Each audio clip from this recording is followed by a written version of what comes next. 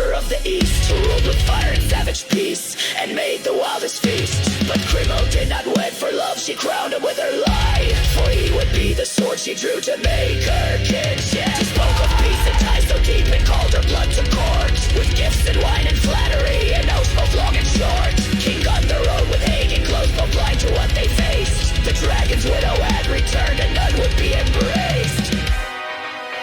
They entered halls like wolves, like dust-proud lions in the feast. But everywhere they looked, they saw the banners of the east. 1,000 blades behind each door, 1,000 eyes aglow, and none would see the morning rise or leave the hall below. Kriemhild rose in blackest dress, her voice both grave and grand. You ate with him, you drank with him, then struck with coward's hand.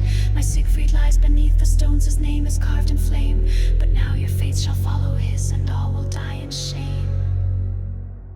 Hagen stood with wolfish grin and hand upon his hilt. Then come and try, you grieving witch, to pay me for this guilt. But Etzel's men had locked the gates and ringed the hall in steel, and blood would fall like harvest rain before the sun came near.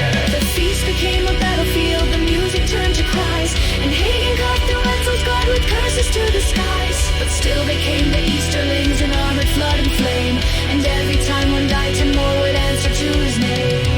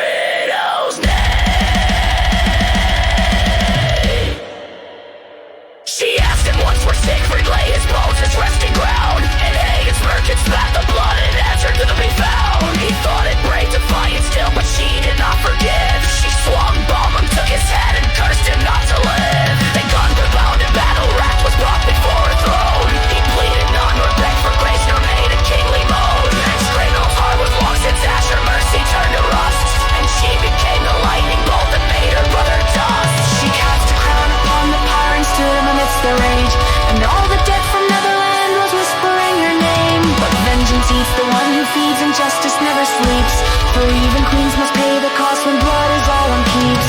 Zeus alone among the ash, Balmung in her grasp, and in her mind the voice of flames still whispered like a gasp. You've ended all who wronged the dead, but who remains for you? She stared into the sword's cold edge and saw the answer true. Some say she vanished in the smoke, or walked into the sea, or wandered out through ghostly woods, a widow finally free. But legends swear she carved her path